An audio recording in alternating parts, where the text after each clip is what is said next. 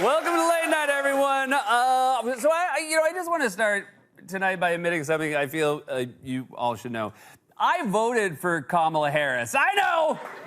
Myers keeps it close to the vest. No one knows where Myers stands.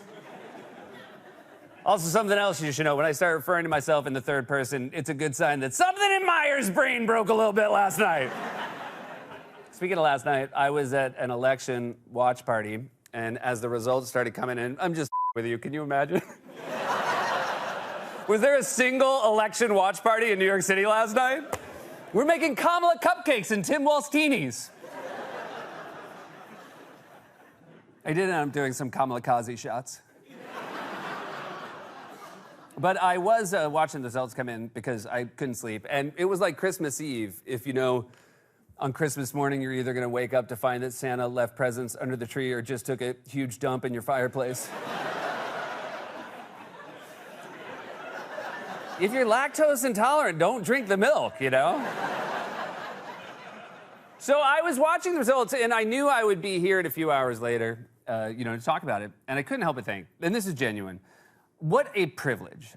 What a privilege to be here with you, to be here with my colleagues, to not feel alone. What a privilege. This is a joyful place to work, and we hope you can see the joy when you're watching at home. We're not going to let anything take that joy away. Even we're talking about things that are not particularly joyful. For example, here's something. I don't think Donald Trump's a good person. I'd even go so far as to say he's a bad person. Now, in my defense, I'm only basing that on everything I've ever been taught about what makes someone good or bad.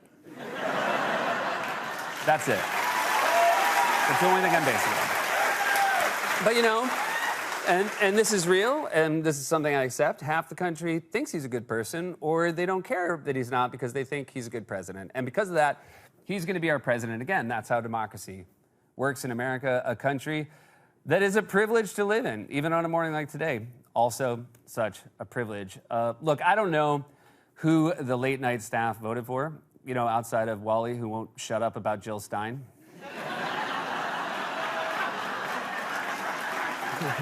Hey. She's got some good ideas. Just not now, Wally. Oh, okay. But I do know everyone who works on this show agrees on our mission, which is to find laughter, to find connection, and to find joy even when things are bleak, and to tell you how we feel. And look, it might be challenging, but to that challenge, I say, let's go. And I promise, let's go. And I do promise we're going to get to what happened last night, but I'd like to share a story about taking my son Axel with me to vote. He's 6 years old. He was so excited about it. And the poll workers were amazing. Thank you to them. Thank you to every poll worker in this country who volunteered their time yesterday. And, we're in line, and there was this older gentleman standing right behind us, very nattily dressed New Yorker, tie, sports coat. And he looked at my son, and he very sweetly said, "Hello, young man. Are you here to see the wheels of democracy turn up close?"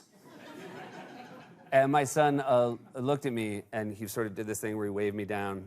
And then he whispered in my ear, "Is that Donald Trump?"